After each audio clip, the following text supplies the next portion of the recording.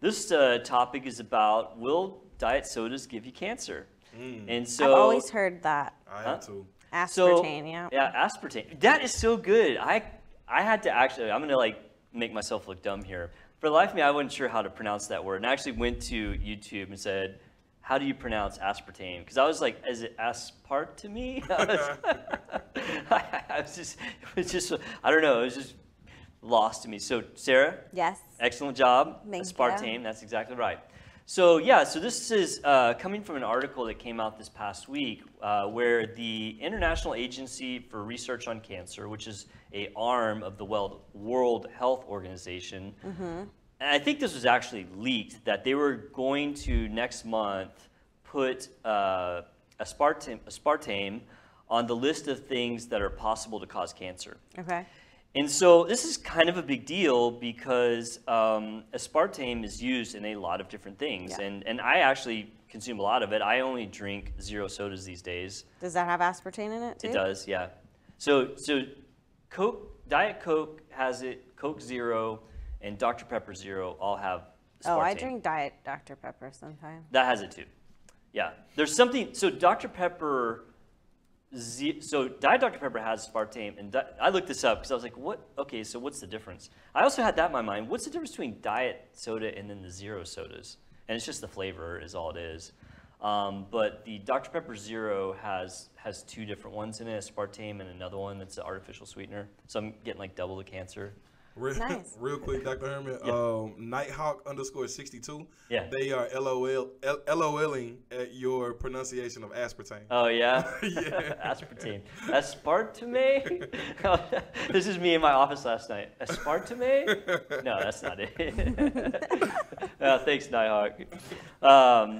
Yeah, anyway, so it's used in a lot of different things, from diet sodas to cereals, like sugar-free gum. I mean, and it's actually a pretty good product. It is completely artificial. It's 200 times sweeter than sugar, but with 0 calories.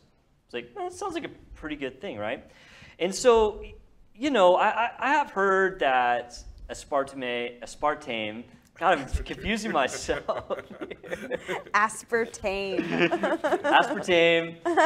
I've heard that aspartame does have some potential carcinogenic effects. I mean, that's not something that is unknown. However, prior to all this coming up and me going back and looking at this, it was always my understanding that the cancer effect was if you took like a giant bowl of it and just ate it. Shoving it in your face, You know, yeah. I mean, like anything, any product out there, or any, you know, drug, medication, substance, if you take too much of it, it's going to be harmful. I mean, even the two most basic things we need, oxygen and water, if you take it in too high concentrations, will absolutely kill you. I mean, people die from water poisoning. Remember the girl who drank 2 gallons of water to win a Nintendo Wii, and she like dropped dead?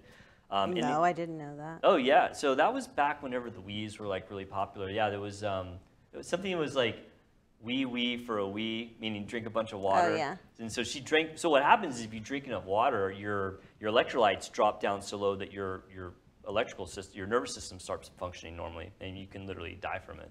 Same thing with oxygen. You can get pulmonary, fibrosis from that and actually die from having too much oxygen. So anyway, the point in all this is that aspartame, I have to think about it every time now, is one of those substances where, yeah, it looks like that if you were to take massive doses of it, it potentially could be harmful. Yeah, isn't it in Sweet and Low too? Yeah, Sweet and Low, Splenda, yeah, it's in all of those things. Like, it's extremely... Yeah, I always make fun of my mom because she puts Sweet and Low and everything, and I always be like, you're going to get your little cancer packets. Oh, no. Yeah, oh my gosh. Your little pink, your You're little playing pinks. into the hysteria, Sarah. Your cancer pinks. Bad. So, I pulled the studies on it. So there's 2 studies that are kind of quoted. One was an animal study, which I'm always like a little hesitant on animal studies. And in this study, they gave massive doses of aspartame to rats, and some of the rats got cancer eventually. And so they were like, okay, well, this potentially is bad. But they were giving them like mega doses. Yeah. And then there was another study that looked at humans who consumed enormous amounts of aspartame, and there was the question that they may have a slightly increased risk of cancer. So it is generally accepted that for an average sized person, say 130 pounds, that in order to get enough aspartame to be harmful, you would have to drink 12 to 36 cans of diet soda in one day. Oh, Every day, not just once, every single For day. it to trigger To potentially cancer, put you at risk for cancer. for cancer. Right. Okay. So Because I'm like, I drink Diet Dr. Pepper like maybe 3 times a week. yeah, you're totally and fine. Then Like 3 times a week? Yeah. Oh my God, I drink like 3 a day. I mean, I love soda, and so it's so funny you say that. Nighthawk62 a minute ago, he commented, Dr. Pepper is all we need for soda.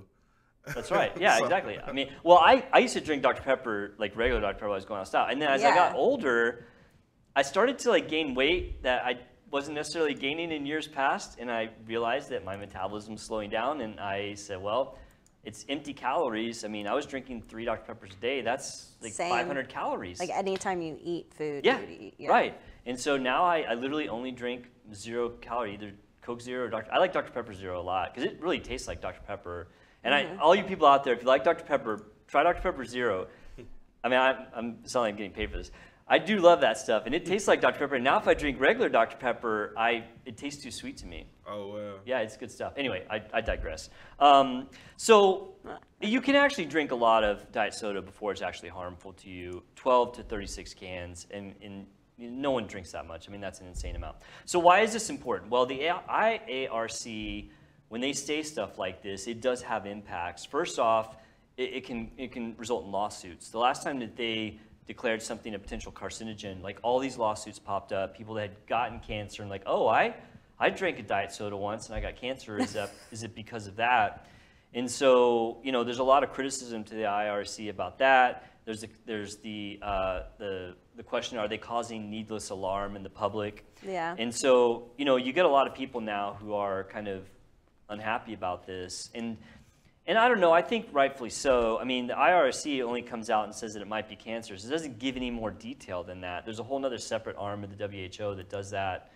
And I don't know. I'm not a huge fan of the WHO personally. I think to me, they meddle a bit in individual countries' affairs, which I'm just not, personally, I don't think that's the greatest. So. Well, they're called the World Health Organization, so I guess they have to meddle. Yeah, I know. I'm just like a really kind of independent kind of person, and Yeah. the thought of like somebody across the world meddling in our affairs just kind of irks me a bit. That's just my own personal thing. So anyway, but yeah. So as far as this goes, when this thing comes out, don't be alarmed, people. I mean, you'd have to drink cases of diet soda to put yourself at risk. There's no good, credible studies out there that show that people who drink a few diet sodas are getting cancer. The studies don't exist. Yeah, I want to know what started the first study or the craze of okay, I'll tell you. So when these things are discovered, obviously they want to make sure they're safe. So they do these big studies on them, and they'll give massive doses of whatever it is to animals and see if they die.